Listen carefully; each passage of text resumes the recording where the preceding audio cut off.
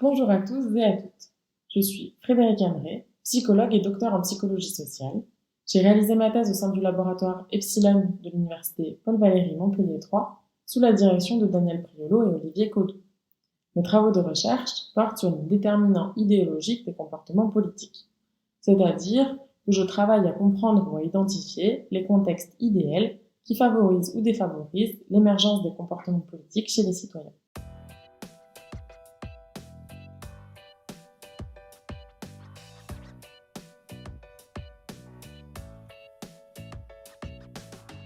Et lorsque l'on s'intéresse aux facteurs qui influencent la manière dont les citoyens s'engagent dans l'organisation du vivre ensemble, c'est-à-dire dans le politique, on en vient vite à s'interroger sur le point suivant.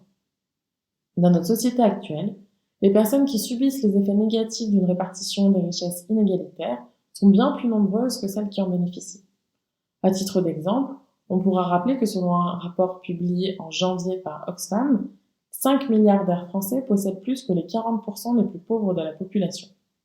Étant donné que nous sommes 67 millions en France, cela veut dire que les 5 milliardaires les plus riches de France possèdent plus que les 26 800 000 Français les plus pauvres.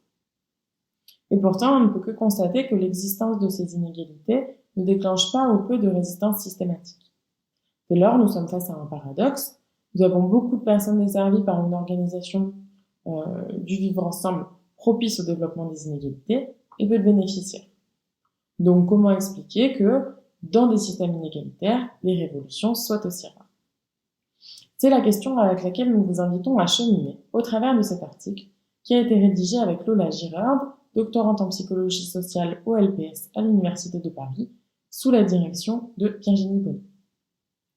Dans cet article, nous vous présentons des éléments de réponse à cette question et nous y abordons la théorie de la justification du système qui propose que nous soyons motivés à percevoir comme juste et légitime l'organisation du système dans lequel nous évoluons.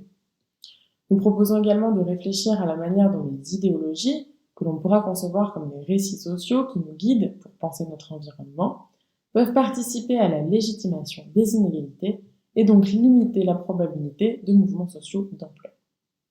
Et si vous avez regardé la vidéo jusqu'à ce point, c'est que manifestement le sujet vous intéresse, donc allez lire l'article sur InMind France et je vous souhaite une très bonne lecture.